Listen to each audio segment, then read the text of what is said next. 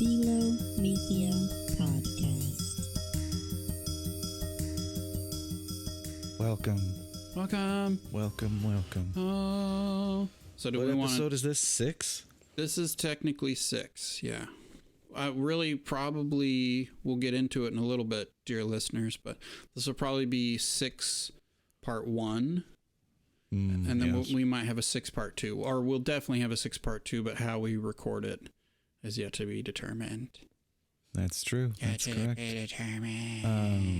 We should also say that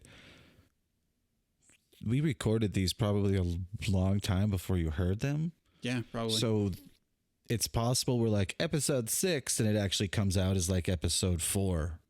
And we just didn't know that was going to happen. But I've listened to all the episodes. Everything's good to go. We just have a nice backlog. So that's what I'm saying. Like hopefully this is number 6. It's supposed to be. We're professional. And I am, if I sound different, it's because I'm testing out a new mic today. So we'll see if this is good or if it's bad. We'll find out. Sounds pretty good to me. Yeah. But I mean in post, like when I'm mixing everything, it might be like, I can't live like this. So I'm Ian. I'm Eric. This is the Philomythia podcast. Yeah, baby. And people still seem to be a little confused about what this podcast is about. So maybe we should just recap what we're doing here. And anyone can listen, but kind of what we're intending it for, right at this moment.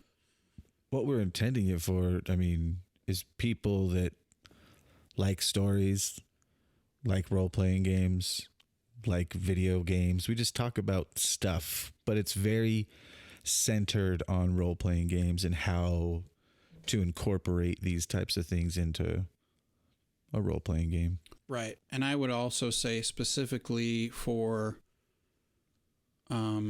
people who have played RPGs and are thinking about making that jump from a player to a DM or GM. Like you actually want to run a game because you want to see how it works, or you're excited about stories, or you want to build your own world, or whatever it happens to be.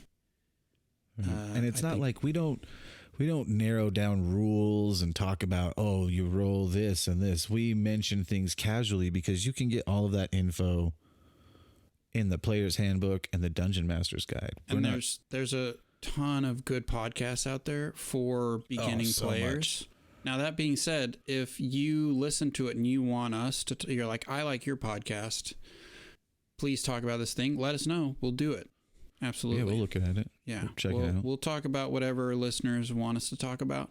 But that's kind of where our passion resides, is we're newer DMs and we're, in the process of our journey, and we want to share our insights and also questions and foibles and help anybody else who's thinking about making that same jump.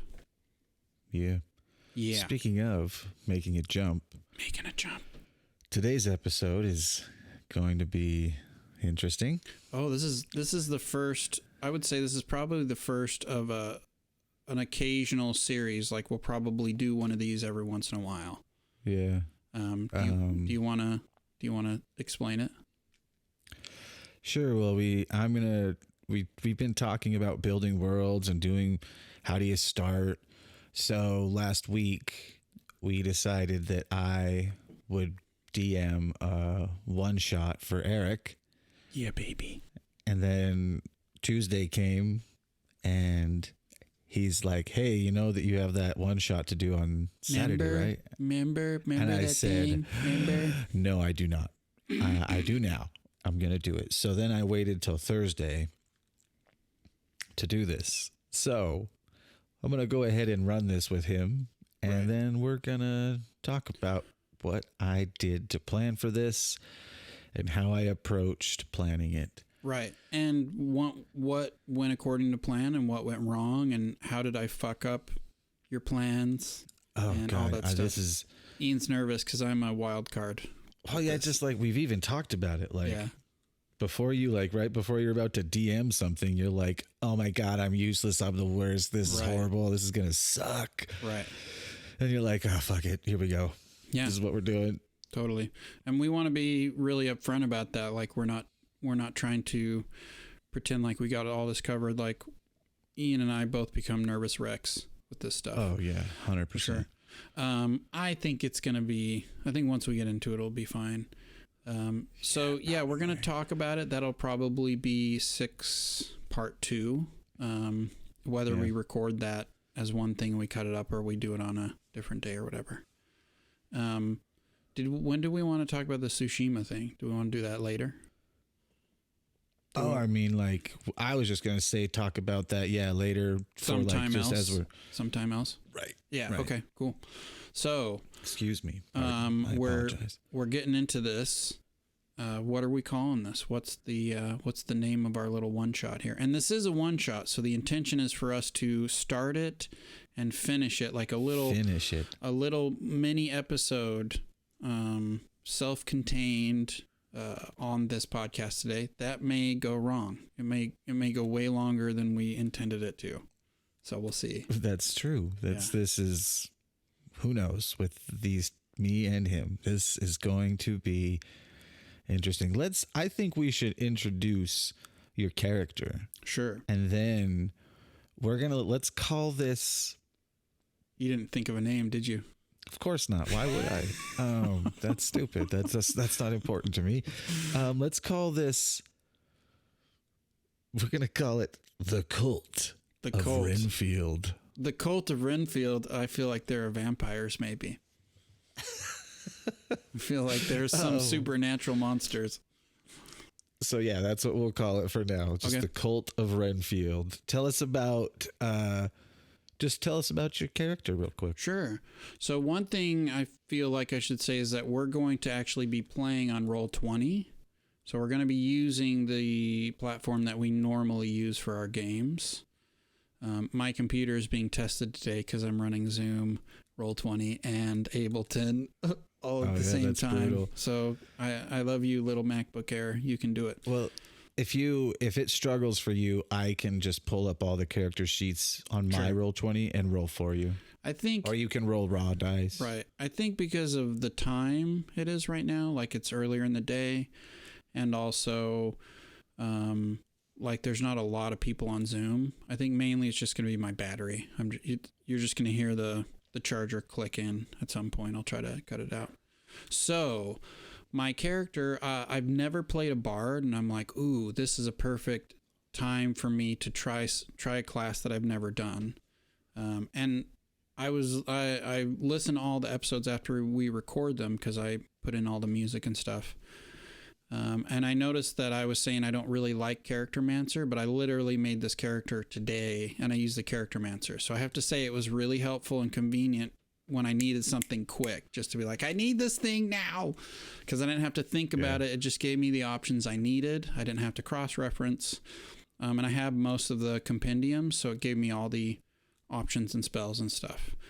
Oh yeah, that's what I've done with it. It's just super convenient to just crush through something. Yeah. So that definitely earned points for me. Like if you know what you're doing, you're not trying to learn the system, and you need something quick, Charactermancer is 2 thumbs up now. So I made a tiefling bard. His name is Anodyne Hayfellow, and I actually was like, what does Anodyne mean? I like the sound of that name or word, and it actually means something that's like harmless, or it can also mean medicine. I'm like, that's hilarious because he's kind of a con artist. So this whole thing is using charisma and using his magic to kind of win people over, so they think he's harmless, but he always gets himself in trouble and actually causes a lot of trouble. And he's his subrace is Mammon, so he's got it's kind of a spin on tiefling. Most of the races have like subraces, like drow, or elves have like high elf, wood elf, and drow's classic example. So he's just kind of a rake or a scoundrel. And the only backstory I came up with was Ian said the adventure was going to take place in this little town that's just kind of on the path away or to Waterdeep. So if you're going to Waterdeep, or you're coming away from Waterdeep, it's just kind of off the beaten path, maybe a little bit. Right. It's a nondescript little town. Yeah. It doesn't really exist. Don't go looking for this place on Faerun. It doesn't exist. Yeah. But Anodyne got himself in trouble. He slept with the wife of a high-ranking masked lord, and so he's on the lam, as the professionals say. So he's hiding out in this little town. What's the town called? This is the town of Greenbriar. There you go, town of Greenbriar. And so he's just hiding out, and he can play instruments, and bards have these ways to kind of win people over, give them inspiration. So he's using all his tricks to kind of insinuate himself into this community of Greenbriar, why he's laying low. Beautiful. It's beautiful. So that's what's happening. I had something to add, but I got distracted with Greenbriar. That's hilarious. So yeah, let's. Oh, one thing I'll say, just because this is not mechanical, but a cool flair, is I found this cool picture, this tiefling who has a bunch of tattoos. So I'm like, well, what if his tattoos actually change as he tells stories and actually have images of the stories or poems that he says? So he uses his tattoos to enhance his charisma, not mechanically, just cool flavor thing. Like when he's talking, that's part of his deal, which also kind of makes him stick out a little more. Oh yeah, he tries to hide, but he's a handsome fella. He's got a 20 charisma. So for this, and you're on the lam right now. I'm going to say that you've stayed at the kind of the local tavern or inn, and you've been there for a night, 2 nights. The first night you didn't really come out, but you've been out and kind of met people, and I don't know if you would have done anything like played for people, or we should have we didn't 0 session this. We just kind of threw it together. Right. Just to show you how to plan for even if you just have one friend that wants to play. Right. Solo session, dude. We are going to call the inn. This place is called Arnold's Mushrooms. Arnold's Mushrooms is the name of the inn? That's right. Nice. And it's the Arnold is the one who owns this place, and it's known for its mushroom pie. So probably the first night, I probably would have went in there and been like, "Hey, I will perform for food and lodging." Like that's probably went in there like, "Hey, if you give me a room, I'll be your entertainment. Like I'm from the big city." Probably didn't say the city, but you know.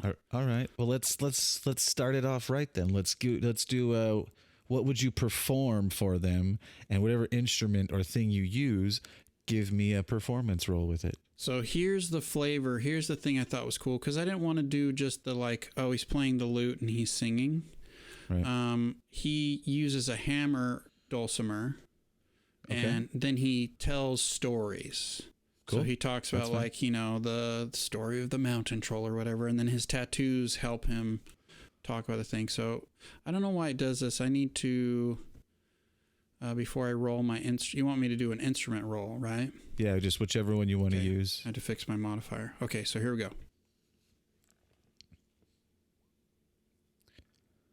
25. Right, that definitely is good enough that they're like, yeah, you can, if you keep doing this, you can stay here. Okay. That's fine. So now you've been there 2 nights. You've gotten to know the bartender each night. His name is Arnold Blather. Arnold Blather.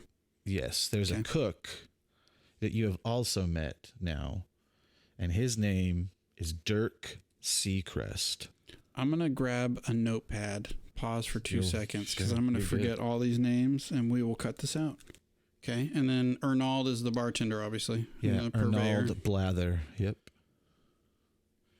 Arnold Blather. Does he like to talk? Meh. He's pretty friendly. Does he blather on? And then who was the third?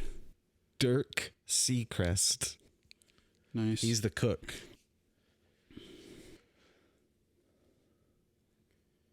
He's the cook. Uh-huh. Okay. One thing I forgot to do is give my token dark vision. It doesn't matter. Okay. It's not going to matter. Okay. I see the map, but it's all dark. Okay. Oh, this one's dark? Yep. Sorry, it shouldn't be that way. You should be sorry. It says that dynamic lighting is off. I noticed they put... Oh, there we go. I see that. I noticed they put that new button on the DM thing where you can turn the dynamic lighting on from the tool. Are you talking about that little torch thing? Yeah. Dude, that's so you can put... If you put those on the GM layer, you can put little light sources everywhere. That's awesome. I noticed when it said you can turn it on, too. So if you hover over it, says turn dynamic lighting on. It's pretty sweet.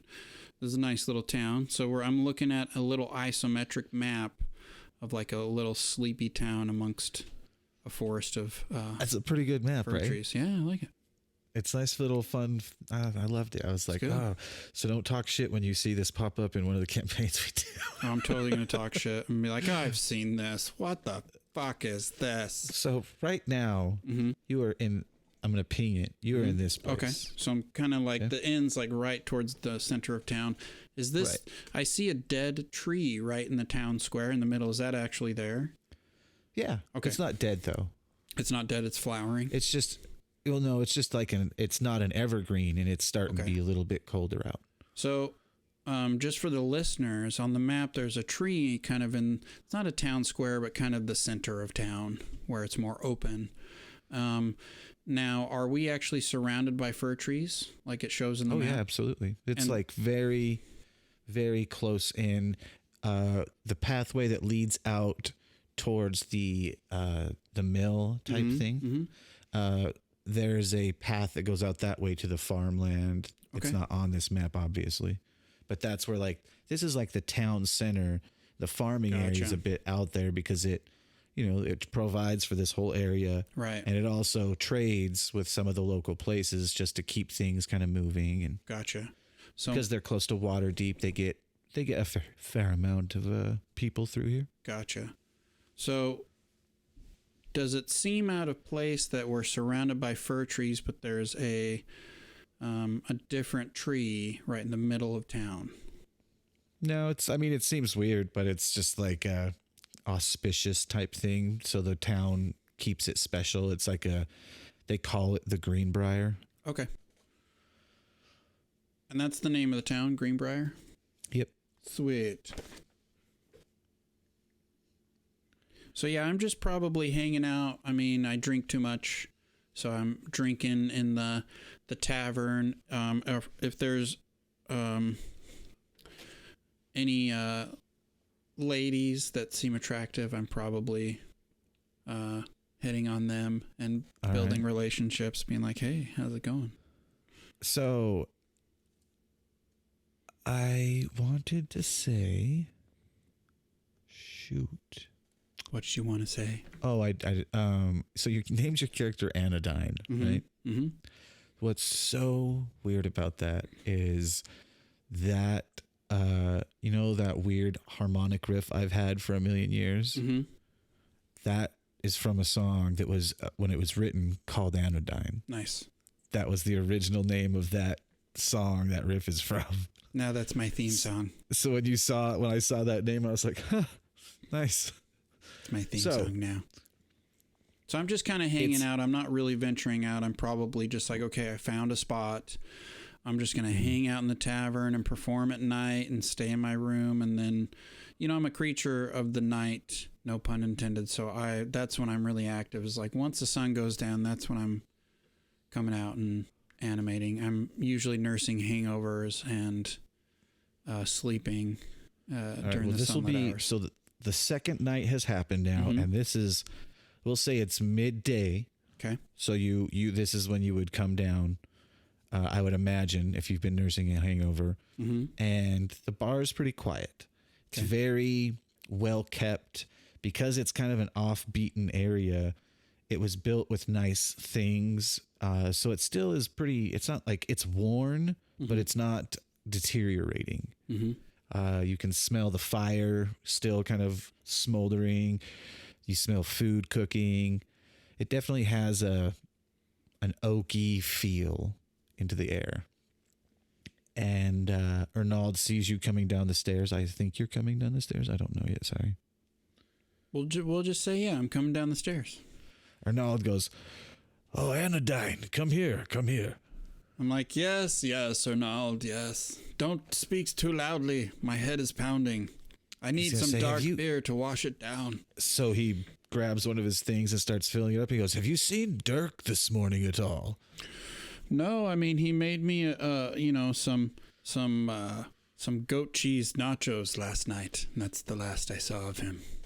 And then he stops pouring the beer and hands you a good dark beer, and he sets it on the bar, gives it to you, and he goes, I swipe it with flourish as he's talking, and I down the whole thing, and I want to do it like a performance to be impressive. "Give me a performance roll." Okay. Good thing I took expertise in performance. All right. 19. Tell me a little about what you just do right there. Okay, so this is what I want to do, and you can be like, no, you didn't roll high enough for that. But I want to take it, and I want to flip it so fast that, and like all the way around, so the top of the mug is facing to the bottom, and then it flips around without spilling a drop. So I flip it, grab it, and then chug it. Yeah, that's good enough roll for that, for sure. You Good see old Anodyne. you see a big smile across Arnold's face. Arnold is a gruff, I didn't describe him. He's a gruff looking human, kind of surly, big, patchy facial hair, balding, good apron, dirty, just big. It's like those classic Disney character cooks that you just want to grab and be like, "Oh, I bet you make a good chicken." Wait, so Arnold or Dirk? No, that's what Arnold looks like. Oh, he looks like a cook, kind of like that's a what he kitchen guy. looks like, is this big surly kitchen guy. Gotcha. Okay. Dirk is a very skinny halfling. Oh. So back in the kitchen, there's all these because you've been around, you've talked to Dirk. There's all of these crates on the ground separate from each other, so the halfling can stand high enough to cook and move around, but he's always hopping from box to box. He's never on the ground, so he's super nimble and kind of skinny, which is weird for a halfling. So he's sorry, go ahead. No, he loves to cook. Okay. He's specialist. The mushroom, that mushroom pie is super special here. Mm-hmm. So that's what those two look like. Just to give you an idea. Probably now that I know a little more about Dirk, I probably hang out with Dirk and shoot the shit. As soon as I saw him, I was probably back there talking to him and playing him little silly songs and stuff like that. Sweet. So he's Dirk left this morning to forage for mushrooms, and I haven't seen him since. He only leaves usually for a few hours, and it's been nearly 7 or 8 since he's left. That seems strange. Yeah, it's quite strange. And I rub my chin very performatively. And then as he's like, "Well, I mean, we're going to have to probably go talk to someone. Hopefully he shows up soon, because the people are going to start showing up, and I don't have a cook." Well, what? Anodyne. What? Oh, what? I thought you. No. Me. I think. And as we're talking, you hear kind of a commotion outside, some raised voices. It's almost like a group of people, not a lot of people, but a group kind of yelling angrily and walking past the tavern. And Ernald just rolls his eyes and puts his hands on the counter and says, "I swear, it's that church always causing problems lately." And I kind of perk up and I'm like, "Church? Tell me more." The church down the road, it was recently a new preacher, I guess. I don't know what you'd call him. The new holy man came and replaced the old man. And things have been weird since then. Well, I'll try to avoid the church then. That sounds like bad news, but I would avoid it. Yes, definitely avoid it. Avoid it. Yes, I think I will. But if you give me an extra serving of that delicious mushroom pie tonight, I'm happy to go look for Dirk for you so you can keep it here. You've been very, very good to me, and I like your beer. Oh, well, thank you, my friend. I would appreciate that. Alls I know is he went past the farmland out to the forest, which is usually where he forages in this area. Over there is where he gets the mushrooms usually. But that's the only place I've known him to voyage to. Voyage, is that voyage, trek? I think it's voyage. Voyage? Yeah, that's how the water voyage. Yes, that's how the water Davians say it. Yes. Well, I would appreciate that if you would go. I mean, he might have just gotten distracted, but I just hope he's not hurt. That's all. That would be a shame. He's a very good cook. I mean, he could lose a leg and be fine, but he can't lose those magic hands. Yeah, he is something. You still hear that the chaos commotion of people seems to be like kind of. It's a bit quieter because it's moved down the road a little ways. Okay. And I look off wistfully into the sunlight peeking into the bar, and I go, magic hands. What's that? Oh, nothing. I'm gonna grab my things and then I will go look for the little guy. So I don't grab all my stuff because it's not like have to be out of the room, but I grab probably my dulcimer, so I have an instrument. I grab some provisions just in case, my coat and all that kind of stuff. And then when I get to the door of the tavern, do I still hear commotion? Absolutely. So I want to. It's down you can just hear people kind of grumbling and shouting. Sure. And it gets, if you walk outside, then we'll talk more. But okay. I want to cast invisibility just because I feel a little uneasy about all this commotion in this new church. And I'm not particularly big on organized religions as a scoundrel and rake. I tend to be suspicious of them. And maybe, since I haven't really built his background, maybe he had some bad dealings with religion in the past. Like maybe his parents canonized it. So his parents were really religious, or one of them was. And he's really trying to disassociate himself from kind of his demonic origins. And so he always gets a little queasy about it. All right. Well, so as soon as you go invisible. And so I do it right as I touch the door handle to open it. Right. You hear Arnold go, "What the?" I'm like, it's fine. It's just a little bit of my magic. Just playing it safe. It's just me. Okay. It's just me. All right. Take care. Take care.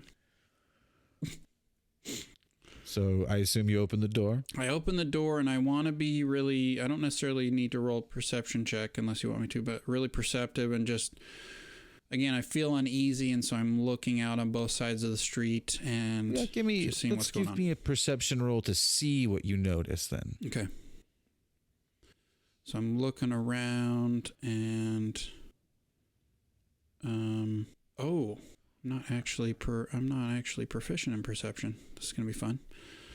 Luckily, I have Jack of all trades, so it makes me better at things. So what you perceive is, it's midday, 3-ish, maybe, just to give you maybe a little bit 3-ish, mid-3-ish, mid-3-ish. Mid-30s, 3s. So, midday. Mm-hmm. So the sun's kind of in that kind of hot spot right now, but it's because you're in like a little foresty area. Mm-hmm. So it's not like striking down on you. The buildings are a little big, so the shadows are starting to do the long thing. They're just not quite there yet. And you definitely see a crowd of people, just look like townsfolk, at the mayor's house. You know this because you've been here for a few days. It's a real small town. It's the mayor's place. And there's a group of people shouting that they're screaming for the mayor. They're like, "Mayor Bartholomew, you get out here and you deal with this church. You deal with it. They stole my kids. They kidnapped them. I know it was them." Whole group is freaking out, screaming about this guy's kids. And you hear the door open and a big surly voice goes, "No, no, no. do we have evidence? And I'm just going to let that conversation is kind of happening over there. Okay. Now, What do you want to do? really quick on the map, is this the mayor's house right there? Right here. Okay. So it's right next to the inn. So I come out of the inn, and I look to my right, and that's where the rabbling crowd is. Absolutely. I'm trying not to metagame because I feel like this is the call, but I want to see if anything kind of pulls my interest that why I might go there, because otherwise it seems like I would head out to the forest. So where if you're right, just for the sake of appeasing your mind, you can do either. Okay. There's no wrong choice in here. You can do whatever you think your character wants to do. You do it. That's honestly, I think he would be like, that's weird. I feel weird about that. Not going to touch that with a 10-foot pole. And he would go look for Dirk in the forest. beautiful. Beautiful. Yeah. Okay. So again, I'm trying to be quiet because invisibility, for those of you who don't know, only makes you invisible visually. So if I'm kicking around a dirt and making sound and screaming, people are going to, I'm very likely to be noticed. So I want to be stealthy as I go through and just avoid bumping into any wayfaring townsfolk. All right. Because there's a whole thing happening over there. I'm not going to make you roll stealth or anything. Cool. But what I do want is a dexterity saving throw. Yeah. And this is not for what you would think it is. I'm just wanting to check something. Okay. Ooh. Too bad that crit. Too bad it didn't have advantage. Yep. So nobody sees you.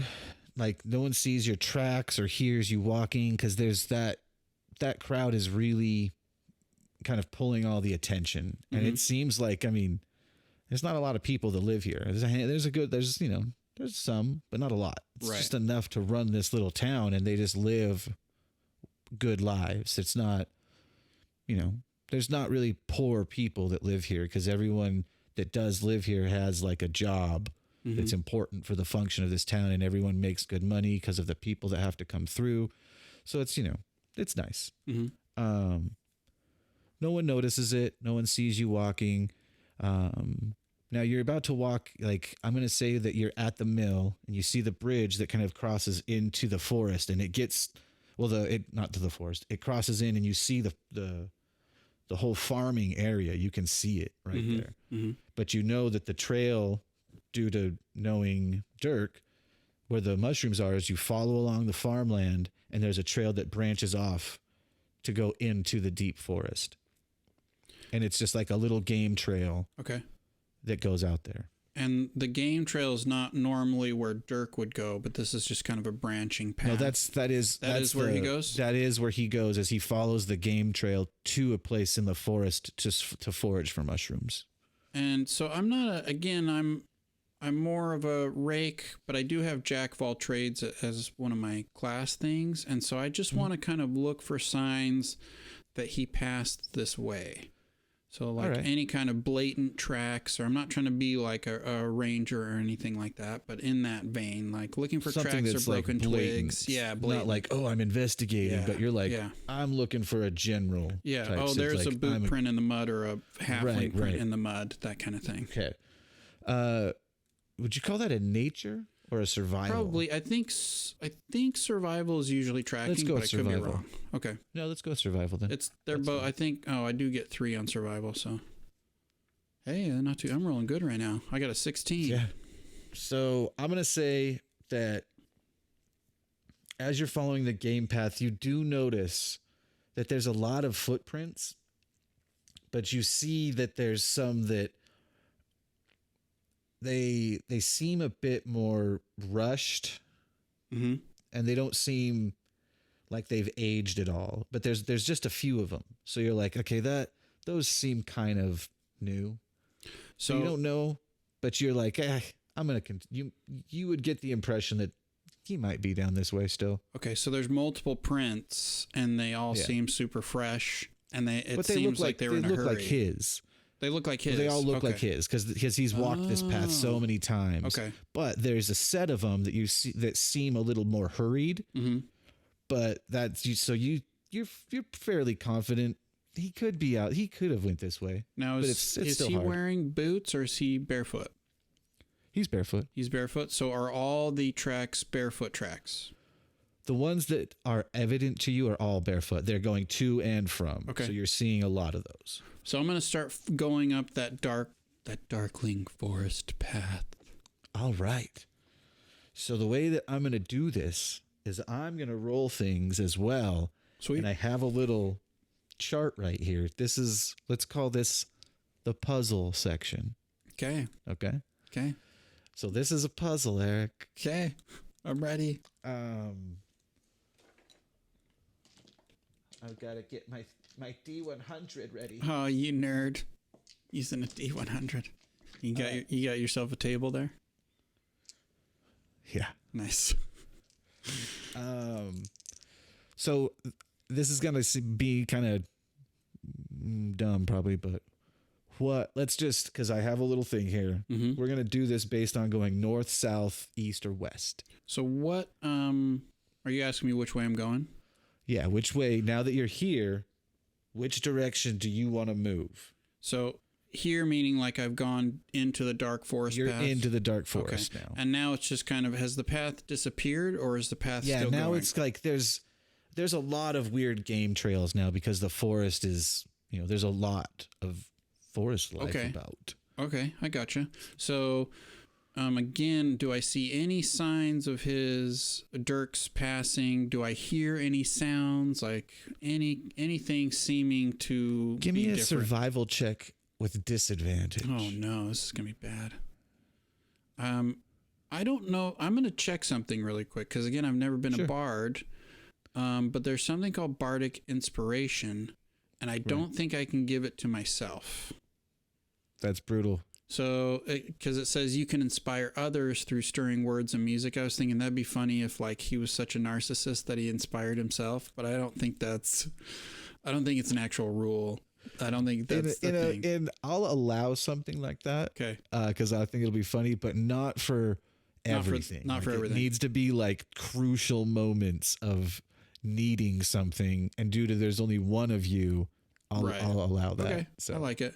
I thought that would be funny. That's not for listeners. That is not the way it seems to work. Right. That's we're always understand. I love the rule of cool. If a player brings something that I think is fun, I'm gonna probably let it fly because I love big risk, big reward stuff. Right. And we've all met that like artists who might be talented, but they're too into themselves, where they're like, God, that's gross. I kind of think like Anodyne is that way. Like he thinks he's brilliant, Is this crucial or is this just normal? What? Do I get to roll? Do I get to inspire myself? Oh, no, right you now? don't get to inspire yourself. No. So, let me roll it twice because I forgot to turn on the, never mind. It's doing the 2. Okay, top one. So 8. 8. Not good. Not looking good. Okay. What you see is 2 sets of footprints that you can kind of see. Mm-hmm. You can't tell if either of them look hurried, but one goes to the north and one goes to the west. And there are other tracks, but those ones like kind of start. Okay. And you're like, because you're not good at it. So you're like, those look like one. I think that looks hurried. I don't know. I don't know. And which direction was the trail generally going in? If we're talking about that's what you know now because you've walked into the woods now. So there's some trail going north and some trail going west. Oh, not footprints, just trail. Those are the footprints that you're seeing. So let's go north. Let's go north. North it is.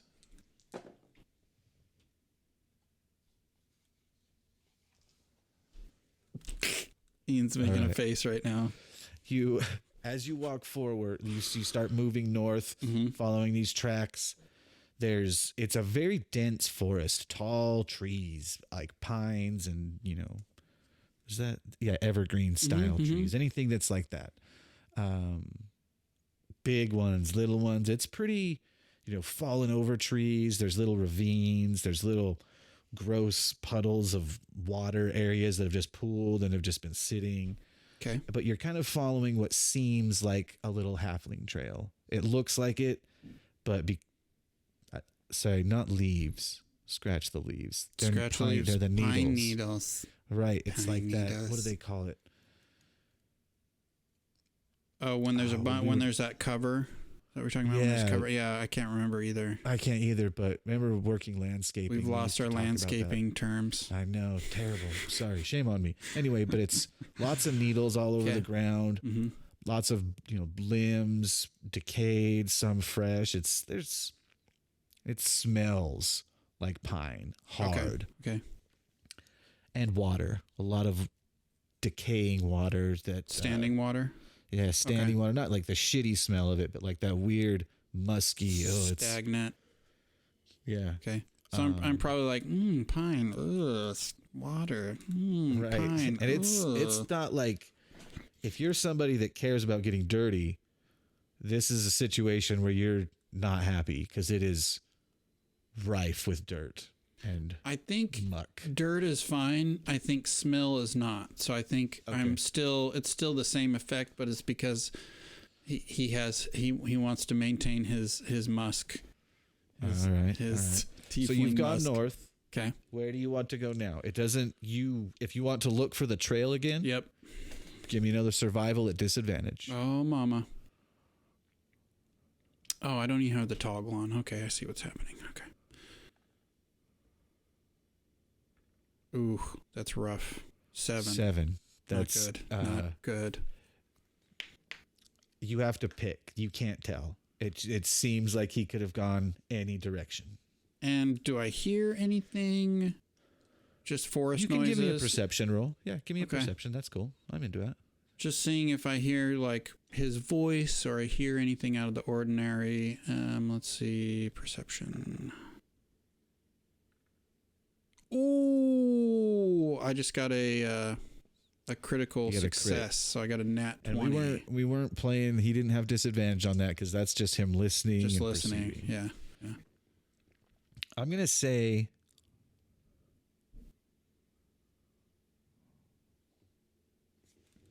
I'm looking at something in my notes, people. Okay, people.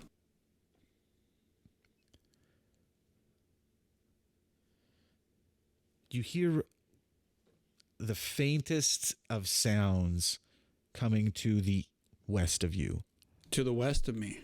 Yes. Okay, I'm going to start heading west towards the sound. Again, I'm trying to be careful, but now that what does it sound like? Can I make out any distinct? It sounds like something could be walking or moving, or there's something like you can't tell really. So, what it is, but there's definitely noise coming from that direction. But it's like something disturbing foliage rather than somebody yelling or somebody shouting. No, it's not a voice. You don't hear voices. Okay. So yeah, I'm going to start heading that direction. Again, still trying to be still invisible, trying to maintain my let me make sure how long. Oh, so the invisibility only lasts for an hour. So you tell me when it's been 15 minutes since you cast it, maybe. So I'm still invisible. I'm still trying to be kind of stealthy, but I'm trying to get caught up with this sound to see what's happening. Well, give me a stealth roll at disadvantage. Okay. No, at advantage actually. Advantage. No, standard roll, because this is for sound. This is just for your sound. 7. Okay. So you're approaching this sound to the west. And as you get closer and closer, let's see. Did your tokens move? Did your map move? It moved. It's all dark. Okay, I'll undo that because.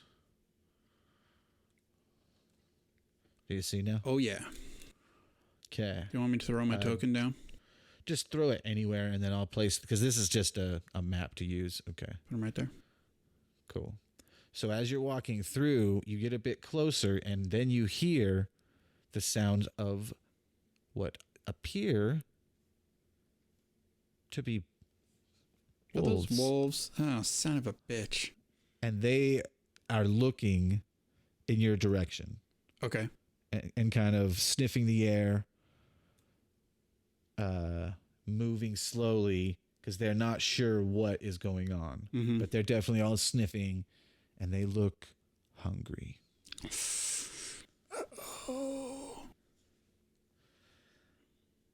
Now, because they can't see you, Mm-hmm. I'm going to say we're not in combat, but based on what you do, we'll determine what's happening next.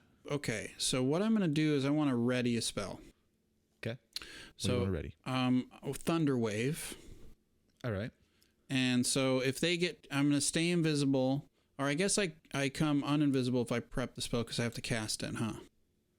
Well, you don't lose Oh wait, yeah, you will because I'm casting a it's spell. not even concentration, but as soon as you cast it to ready it, you'll become visible. Oh wait. Okay. Wait. Let me rephrase that. Let me do this because this is a spell I've never understood, and I want to try to. Nope, it's only range. I want to do prestidigitation, but it's only 10 feet, so it's not going to distract from anything. So I'm just going to prep Thunderwave. So whenever somebody gets within 10 feet, I'm blasting that out. Okay. So I'll cast so you it prep now. it, Yep. and you become visible right away. Right away. Yep. Boom. When you become visible, they all get low and start like making crazy noises. Mm-hmm. Yips, barks, those weird sounds that dogs will make, that wolves will make, that Right. they're threatening you. And I'm going to say that these ones back here start to circle this way. Okay. And this one starts to circle this way. This one stays right here and it's slowly moving forward. I'm just going to bring it one square forward. And I'm going to keep backing up. As they move, I move. All right. As soon as I'll let you move a square or two. So I go right there. As soon as that happens, every single one of them dashes forward. They don't like come within the 10 feet. That one might. Oh yeah, that's within 10 feet. And they like jolt forward as like a threat. Mm-hmm. If that's going to trigger your spell, that's cool with me. I mean, I did say within 10 feet. Right. So if you want to if you want to show me the 15 feet from where it hits. All right. So what is it? Is it a Constitution saving throw or? Let's see. So thunderous wave. Constitution. Yeah, Constitution saving throw. Here we go. Ooh. What do they have to first hit? one failed. The second one saved. So they had to hit a DC of 16. So that was the number they're trying to hit. Okay, so half damage would be 6, right? Well, it's 2d8 thunder damage. Oh, wait, it rolled it, huh? So, yeah, 13. Yeah. So 6 would be the half because we're rounding down.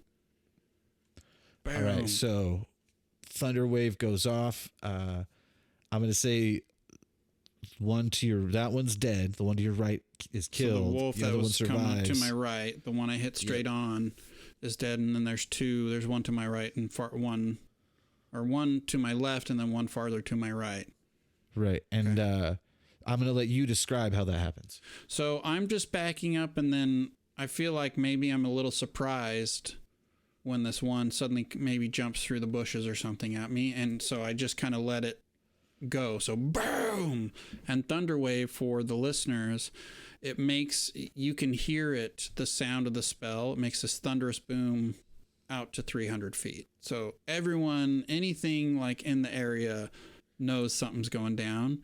So kind of like startled, and then I probably start to run away. So probably to the south, I would think. This way. You want to run that way? Yeah. So try to get some distance between me and the wolves before they all get on me. So I'll just move 30 feet. I know we're not in combat, but... All right, well, we're in combat. Oh, we are? So let's roll for initiative.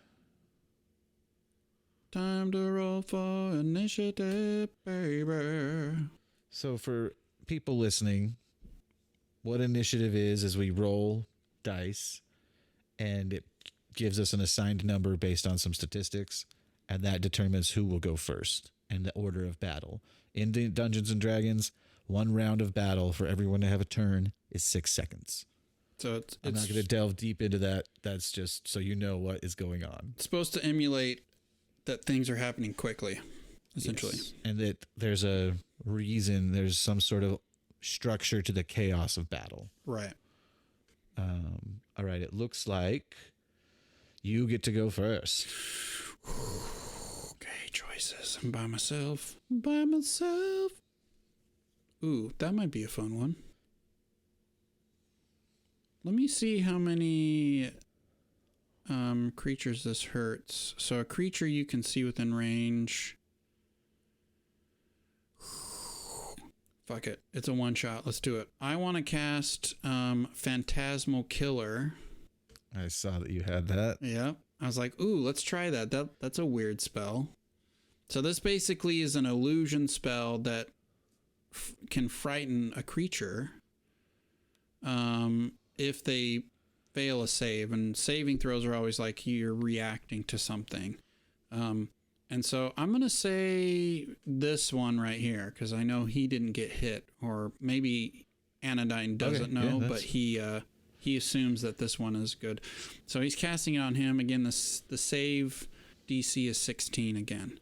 And I think it's Constitution again? No, it's Wisdom because you take psychic damage if you fail. Here we go.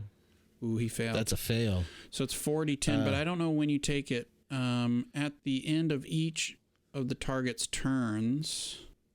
So it'll be next turn. Yeah. So it gets to like, it gets to have its turn, but then this happens. So I'm just going to put it right there. So and it's supposed to be whatever the wolf or the creature fears the most.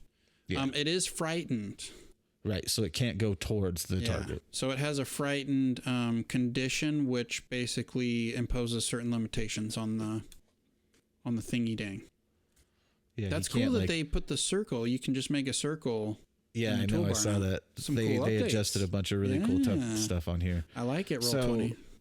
And then I'm going to move 30 feet away again. Okay. So I'm going to back up. And again, I'm backing up while facing the enemy. Wolves. Yeah. Cool. This wolf. Let me double check their movement. Okay. Oh. These 2 wolves are going to take dash actions. Uh-oh. This one's going to get to there. This one is going to get to there. Ooh. He can't attack me, though. Nope, he cannot attack you. This one is going to run this way, away from this thing that's scaring it. And now it takes 19 damage because it's terrified. So what it sees is it's what a wolf would fear. Like a hunter, so another predator or some sort of, like, it doesn't have shape to it. It's just this fear that grabs the wolf and it starts yelping and freaking out and takes off. And as soon as it gets to here, it just drops dead from the fear. So success. I frightened the wolf to death. To death. It literally got so scared it ran off and just died. And I think it is your turn. So I'm gonna break concentration for that spell, since it's only on one creature and he's dead. Okay. So I wonder if I can cast this on a wolf. I don't know if this is going to work, so I'm just gonna go through it and see. Yeah, do it. It says creature. So I'm going to cast Tasha's Hideous Laughter on the wolf that's closest to me. All right. I'm going to go with it because it says creature. It doesn't say I agree. A creature of your choice you can see within range finds everything hilariously funny and falls into fits of laughter if the spell affects it. So I think it needs to make a save. It's an intelligence. Oh, what's its intelligence score? 3. So would I know that? Would I know, oh, this thing's too dumb? Yes. Okay, then I will take that back if that's okay, if I would know. Yeah, absolutely, because, I mean, it's a wolf. You would be like, oh, I can't do that. Right. It's getting rough. I regret my choice of spells. That's funny. Okay, so I'm going to... Oh, I'm not a rogue, so if I attack and I try to move away, it can attack me. I've got some hit points, though. I'm going to pull out my rapier. All right. And stab that wolf in the face because it's aggressing me. Do it. Tell me, what are you doing? Show me the thing. Ooh, 10. I don't know about that. I'm going to say you swing at that wolf and it jolts back and you miss. Okay. I am going to still put distance between myself and take the opportunity attack. All right. So it's just like, I'm just trying to like keep distance between me since there's multiple foes. And all right, is a 14 hit. Yes, does. 7 piercing. And then you must make a strength saving throw. Oh, that is just, my strength was my dump stat, so this is going to be awesome. -1. Now, I don't have time, I don't think. That is a failure. Okay. You have been knocked prone from that attack. So I couldn't even move. Probably. Right, you're stuck. Stuck there. Okay. Yeah, I'm going to say that it's bad. You, it's real bad. You swing and miss and then try to jolt away and it grabs you by the leg and just rips sinks my feet its out. teeth in and pulls real hard. And yeah, you fall down. I will say though, because the momentum, you were able to get 5 feet away from it. So it kind of you stumbled and hit the ground. Cool. That's my turn. That was not my best moment. No, but I've made it out of worse in my past because I'm making my history as we go. This wolf jumps forward and bites at you. And he gets advantage now. That's a crit. Oh, damn it. Okay. That's 10 damage, 10 piercing. So it just jumps forward and takes a chunk out of one of your shoulders, whichever one it's exposed. It just bites it and pulls a chunk, rips your fine threads. Okay. And I'm screaming out. I'm like, not my clothes, not my clothes. This one jumps forward. Come on, do bad, you fucker. Yep, that's a hit. Oh, wait. That's a hit. 18 okay, cool. Advantage, yeah. So 7. 7. And that is the wolf's turn. And I'm already prone, so I don't have to make a saving throw. Okay, so now I'm upset because my clothes are getting ripped, and I don't have a backup pair. I'm gonna have to go seduce a tailor and get them to make me clothes. So I'm gonna cast Thunderwave again. Since the secret's out. I don't think there's any disadvantage to me being on the ground. I wouldn't say there is, and I'm pretty sure that's basically a melee spell. You have to be in melee range to use it. Well, right? You have to be. I mean, technically, actually, I think I'm not attacking, so I don't take disadvantage or anything. Right. So I think it's I can what's the save? DC 16. 16 is Constitution. Yeah. You both fail. 14. So they're both dead. So how do you do this? So they're both tearing at me, and I'm just, how this is going to be really weird, but Ian and I both love true crime podcasts, and they talk about how you can tell when wounds are inflicted on the arms because people will put their arms up naturally, like if somebody's trying to stab you. So that's what I'm doing is I'm trying to keep just instinctually my arms, so my face doesn't get bit or they don't get to my organ. So I'm like, not the face. And then I just get angry and my violet eyes start to glow and I'm like, boom. And I just obliterate them. I just put all the force of my momentary rage into just pulverizing these creatures. All right. I'm going to definitely say that the force of this Thunderwave jolts them so hard that they fly back and a bunch of their skin ruptures, and because their fur is pretty thick, you just see kind of visceral kind of not shoot out but kind of go and pulp out of these different weird wounds, and they just flop on the ground all unreal gross physics style, like blah blah blah blah. I think they get pushed back 10 feet too. Yeah, they went flying. Blah, blah, blah, blah. They start tumbling away, And the forest is now quiet after those 2 huge thunder waves. Okay. And you're just kind of sitting there. And the silence that you're feeling right now seems even louder Right. than that sound was. And then you hear the roar of a bear. Oh, shit. Okay. And you could tell that it's coming from south of you, from like behind you. Well, that was scary, wasn't it? A little bear roaring at you. That's the end of the session. There's no more. What? Sorry. Did you like it? With the bear, there's more. I know. I'm just joshing. Okay. Just wanted to trick everyone. We'll release part 2 in a day or two. A couple of days. Yeah, it's coming out on Friday, so you will get the rest. We just wanted to split it up a little bit. Try a little experiment. Do you have anything to say before we're done here? Stay sweaty, baby. Oh, monkeys. Oh, hey. Listeners, you've made it to the end. Give yourself a prize. Maybe a little cupcake or some coffee or hot chocolate, you know. This is the credits, and we have links to all the things. So check down below and you'll see things to the link tree, and the link tree links to the other links, and there's links to be had. Also, Jerry did our music.